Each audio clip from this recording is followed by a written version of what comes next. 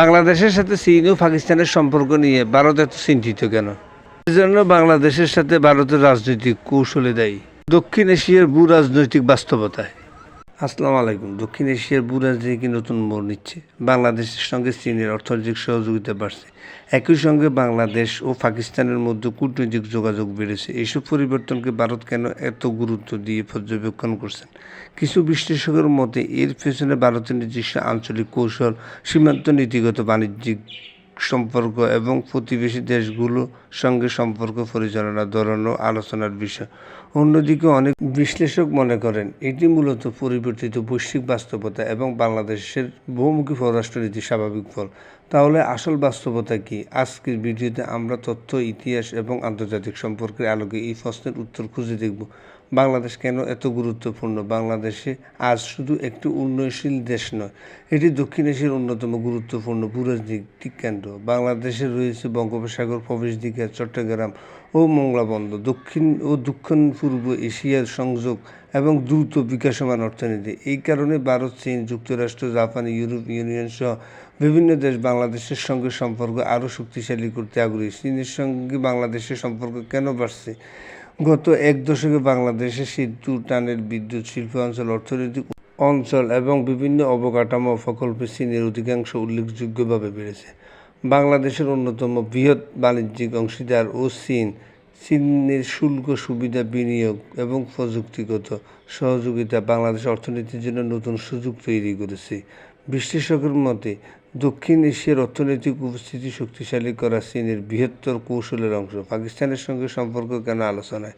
বাংলাদেশ ও পাকিস্তানের ইতিহাস অত্যন্ত সংবেদনশীল। তবুও স্বাধীন রাষ্ট্র হিসেবে বাংলাদেশ বিশ্বের অন্যান্য দেশের মতো পাকিস্তানের সঙ্গে কূটনৈতিক বাণিজ্য সম্পর্ক বজায় রাখে।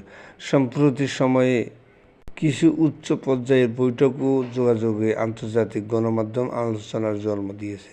ভারত কেন বিষয়টি এত গুরুত্ব দিয়ে দেখছেন? ভারতের সঙ্গে বাংলাদেশের প্রায় 4,000 কিলোমিটারেরও বেশি স্থল সীমান্ত রয়েছে।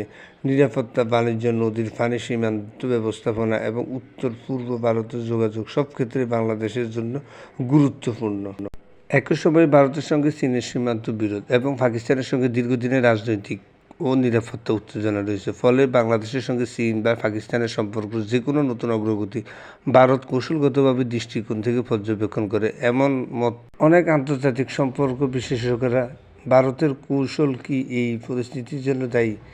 এখানেই সবচেয়ে বড় প্রশ্ন। কিছু বিশ্লেষকের মধ্যে প্রতিবেশী দেশগুলোর সঙ্গে ভারতের সম্পর্ক কিছু অমীমাংসিত বিষয়, যেমন সীমান্ত উত্তেজনা, অভিন্ন নদী পানির বণ্টন, বাণিজ্য বৈষম্য এবং রাজনৈতিক সংবেদনশীলতা বাংলাদেশকে আরও বহুমুখী পররাষ্ট্রনীতি অনুসরণ করে উৎসাহিত করছে।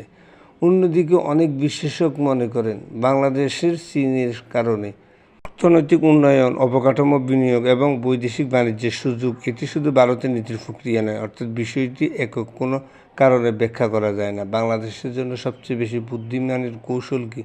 বাংলাদেশের সবচেয়ে বড় শক্তি হওয়া উচিত ভারসাম্যপূর্ণ পররাষ্ট্রনীতি। ভারতের সঙ্গে প্রতিবেশী সহযোগিতা বজায় রাখা যেমন গুরুত্বপূর্ণ, তেমনি চীন, যুক্তরাষ্ট্র, জাপান, ইউরোপীয় ইউনিয়ন এবং অন্যান্য অংশীদারের সঙ্গে অর্থনৈতিক ও কূটনৈতিক সম্পর্ক শক্তিশালী করা জরুরি।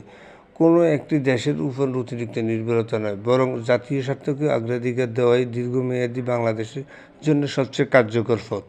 ভবিষ্যতের চ্যালেঞ্জ বিশ্ব রাজনীতিতে এত দ্রুত পরিবর্তিত হচ্ছে যে ইন্দো প্যাসিফিক কৌশল, চীনের উত্থান, ভারতের আঞ্চলিক ভূমিকা এবং বৈশ্বিক অর্থনৈতিক প্রতিযোগিতা বাংলাদেশের জন্য যেমন সুযোগ তৈরি করেছে, তেমনি নতুন চ্যালেঞ্জও তৈরি করেছে। এই বাস্তবতায় শক্তিশালী অর্থনীতি, দক্ষ কূটনৈতিক, আধুনিক প্রতিরক্ষা সক্ষমতা এবং জাতীয় ঐক্যই হবে বাংলাদেশের সবচেয়ে বড় সম্পদ।